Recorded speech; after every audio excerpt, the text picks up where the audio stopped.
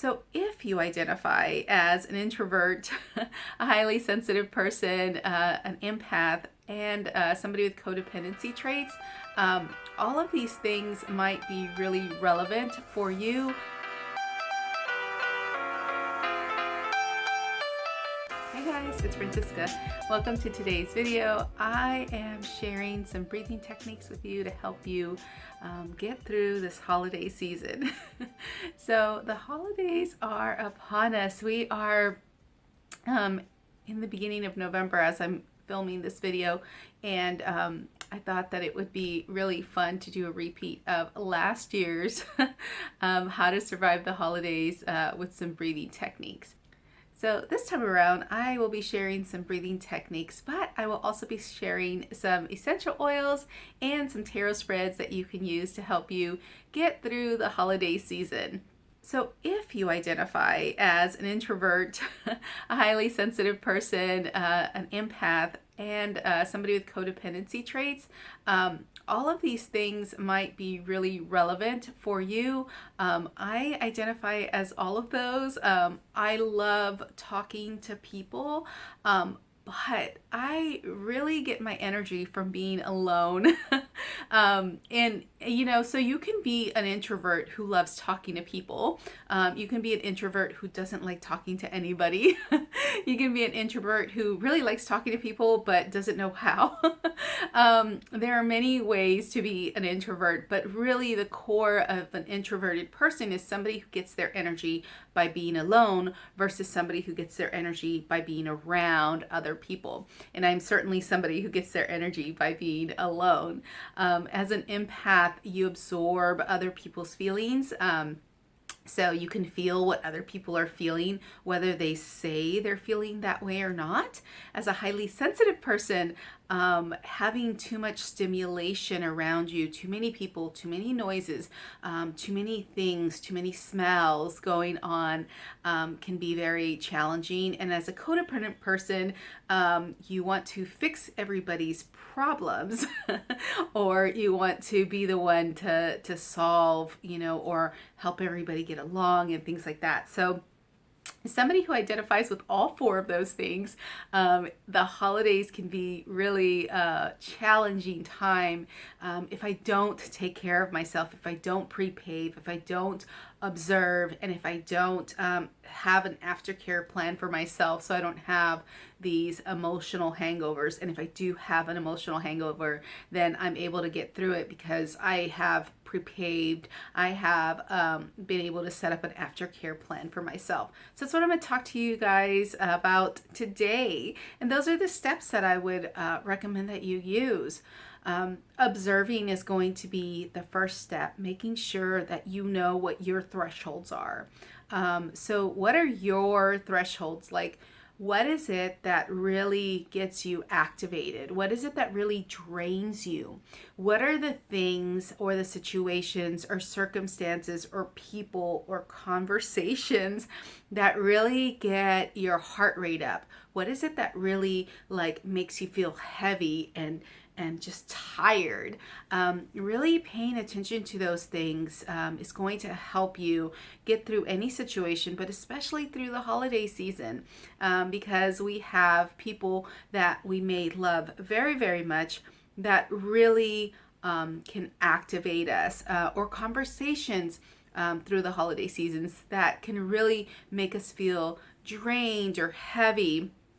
And so knowing yourself and knowing what those situations and circumstances are is what's really going to help you to set up a plan for yourself, to set up some boundaries for yourself. But you have to start off with observing them first.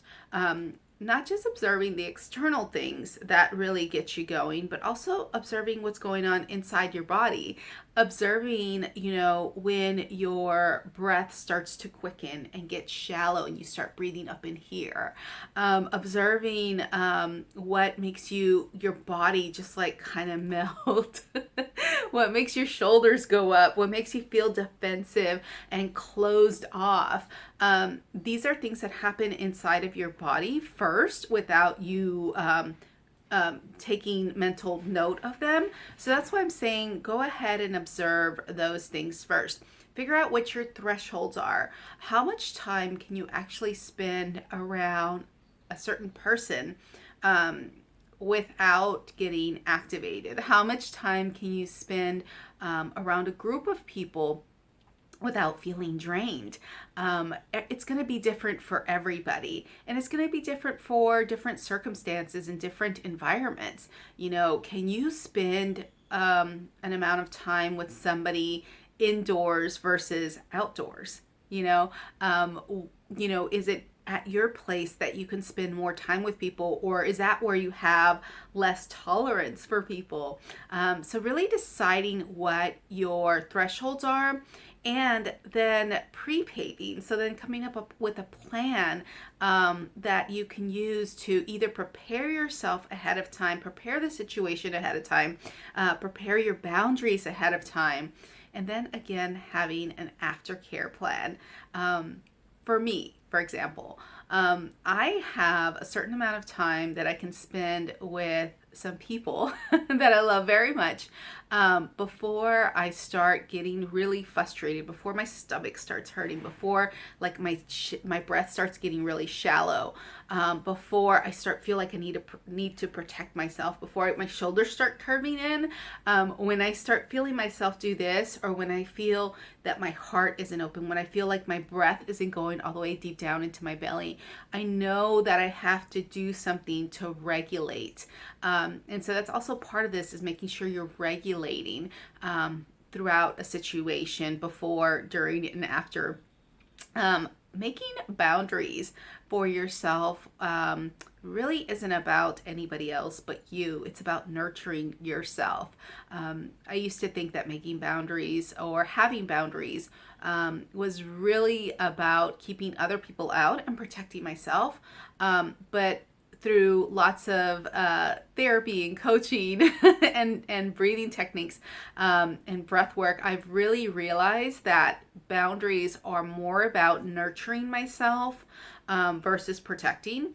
So it's really about caring for myself, and it's really for allowing myself to know what my space is, where my space ends and where somebody else's space begins, which again is part of codependency, is not knowing where you end and where somebody else begins. It kind of gets enmeshed, and it's also a meshment, but I'm not going to go into that because I'm not a therapist, but I know that sometimes, taking other people's needs and thoughts into consideration before your own is part of codependency, and part of enmeshment is not paying attention to what you need first. And so that's what really boundaries are for me now. It's like paying attention to what I need first so I can show up fully for other people, if I want to, if that's my choice to show up fully for somebody else. But it's really about showing up fully for yourself first. And so keeping that space sacred, keeping your inside world safe. And what I mean by your inside world is like your breath, your heart rate, your blood pressure, your digestive tract, because all of that gets affected. Your mental health, your emotional health, your spiritual health, all of those things can get affected when you are drained, when you're not feeling balanced, when you are letting your emotions run amok versus when you are using your emotions as a guide. And it happens to all of us. Like, it happens to me quite often. Like, I can get into this emotional spiral where I don't even want to get out of bed because my go-to is depression. My go-to is just, shutting myself off from the world. And so that's when I know I really have overstretched myself, or I've really, done too much or overfunctioned. So what will keep you from overfunctioning? Really finding that out beforehand will help you with a plan to pre-pave. Pre-paving is just a way to prepare yourself and nurture yourself before you go out and do something, or before you have to be around people that you maybe love very much but have a hard time dealing with Not because there's anything wrong with them or anything wrong with you, but just because you have limits and thresholds, especially if you're an empath or a highly sensitive person or an introvert or identify as somebody that has codependency traits.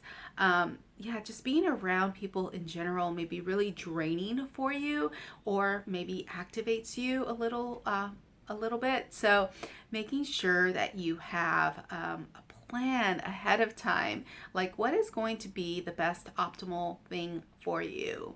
For me, sometimes that consists of breath work and meditation and maybe yoga and maybe some morning pages, and maybe it takes me 2 hours to get out of the house, but that's fine because I know that I'm going to be in a space where I can feel my best so that I don't throw my energy to anybody else. And so when other people throw their energy to me, I don't absorb it and I don't, pull it in.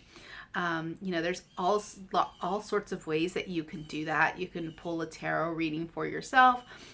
Maybe pull an oracle card. Those may be a little bit softer, just because most of the oracle decks that I have are really more positive than they are negative. Not to say tarot's negative, but there's some heavy stuff that comes up with tarot sometimes.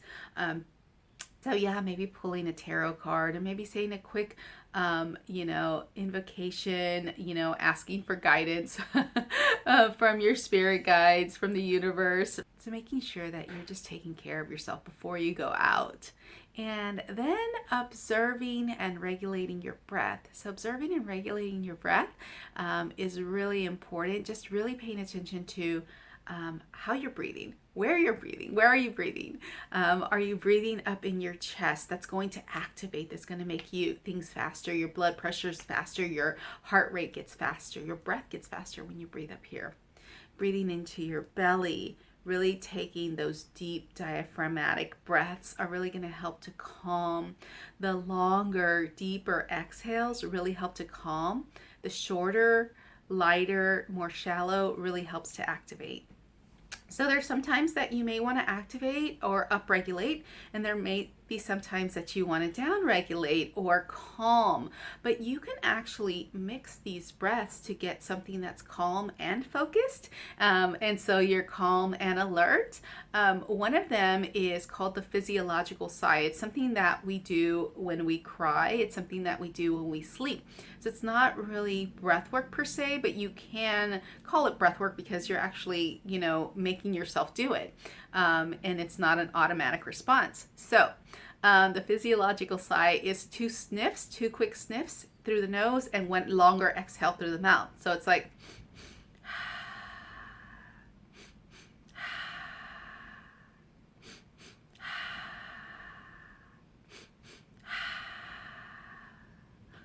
so that breathing technique is, again, something that we do when we cry. If you think about it, when you have like one of those ugly cries, like sobbing sessions where like, so that is what your body's doing to calm you down and get you focused. And so that is really great to do when you want to pay attention to what's going on, when you want to get calm, but you also want to be alert. So you can do that when somebody is is really activating you, but you want to be alert in the situation. That's a really good technique to use. You can do that before you go somewhere. And I probably say like a good 3 to 5 rounds is plenty. You could do it throughout an evening or throughout a day when you maybe feel like you're really tired, but you want to be present. It's also a really great way to use that breathing technique. The second breathing technique I'm going to share with you is just a long, deep breath into the belly and a long, deep exhale out.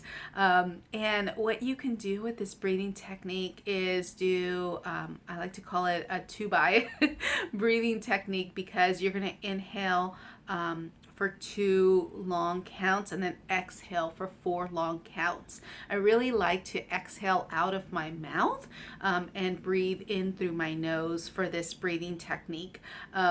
I find that when breathing out of your mouth, you're really able to open up the throat chakra. You're really able to open up this expression space, your space also to listen. Because when we get activated or when we're stressed out, the inner canals of our ears actually tighten and get shorter. So that's why when you argue with somebody or when somebody's arguing with you and you get really mad, you literally can't hear what they're saying because your ear canal, the nerves in the ear canal, I can't remember what they're called, but the nerves in the ear canal really start shrinking. And so people can't literally hear what you're saying. So this is a really great technique to kind of open that up. So we're going to inhale for 2 counts and exhale for 4. And we're going to do about 3 to 4 rounds. So inhale, exhale. Inhale, exhale. Inhale into the belly, exhale. Last round, inhale, exhale.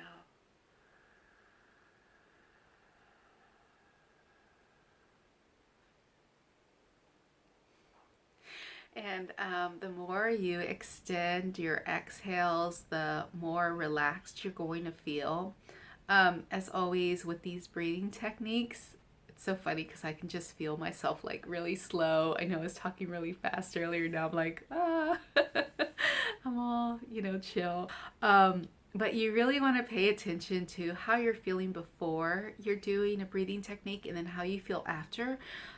Because our bodies respond differently to certain techniques. For some people, taking a deep breath can be really anxiety provoking. So you really want to try these techniques out when you're by yourself, not in a situation where you're feeling activated or feeling really lethargic. You want to try these just when you're feeling normal to see how you respond to these breathing techniques, and then decide like how much of this breathing technique you want to do. I am only recommending a few rounds for these breathing techniques because if you're going to do them when you're around people or around certain circumstances and situations, then you probably don't have 10 to 15 minutes to try these breathing techniques when you're, in a conversation with somebody. Because can you imagine somebody talking to you and you're just, going at it with your breathing technique? It's can be really funny. And I do have to let you guys know that I'm filming this a little bit later than I normally do, so you might hear some noises in the background, dogs barking, or construction going on, just because I got up a little later than I normally do, just because it's been one of those mornings where I'm having a hard time getting out of bed, and I just want to let you know that's perfectly normal. Like, I have mornings like that quite often, and sometimes it takes me 2 hours to get out of bed, and that's fine because I have to ease myself into this space of receptivity, this place of being present, and that is what we're doing here. We're easing our way back into being present with the people that we love, present with ourselves, more importantly, again, present with yourself, being able to observe and then regulate. So the last breathing technique I'm going to share with you is box breathing. Box breathing is a really great technique to help you get focused and also stay calm. With this breathing technique, what you're doing is you're inhaling for 4 counts, holding your breath for 4 counts, exhaling for 4, and then pausing before you take an inhale. So it's inhale, hold, exhale, pause, inhale, hold, exhale, pause, inhale, hold, exhale, pause. And so this breathing technique is really great to keep you focused, and to keep you alert, but also to calm you down. So you're matching your inhales with your exhales, but you're also doing some breath holds here. Let's go ahead and try it. We'll probably do about 2 to 3 rounds of this. And again, paying attention to how you feel before and then paying attention to how you feel after. So inhale, 2, 3, 4, hold, 2, 3, 4, exhale, 2, 3, 4, pause, 2, 3, 4, inhale, hold, exhale, pause, inhale, hold, exhale, pause, inhale, hold, exhale, pause. Last round, inhale, hold, exhale, pause.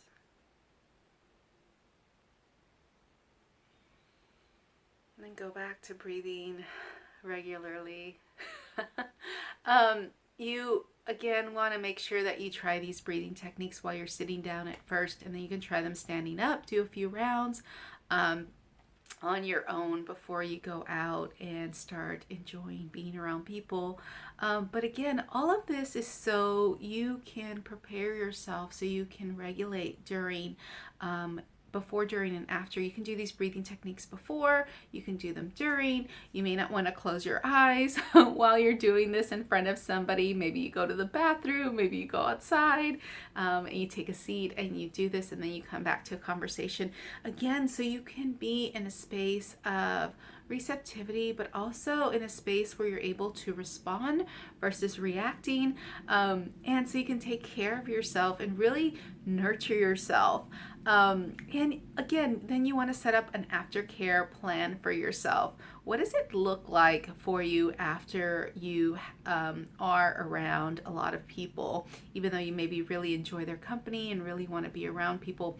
Do you sometimes maybe feel guilty about having to prepare yourself? I certainly do. Do you maybe sometimes feel guilty that you would rather stay home? Sometimes I do. Sometimes I don't. Sometimes I'm just okay with it. But there are times when I really want to show up for the people that I love, and I want to take care of myself too. And so part of that is making sure that I don't schedule a lot of things to do after an event. I usually have a clear schedule after an event, but if you can't do that, find ways that you can really take care of yourself. Maybe you can draw yourself a long bath.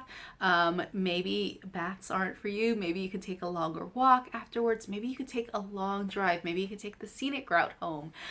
Maybe there's something that you can do to take care of yourself afterwards. Whatever that is for you. Journaling, for some people that is really great, but you have to decide what that is for yourself. So again, making sure that you're pre-paving and observing, figuring out what your thresholds are, what are your boundaries, and then observing and regulating and having an aftercare plan for yourself. So that's it for this time. I hope to see you guys next time.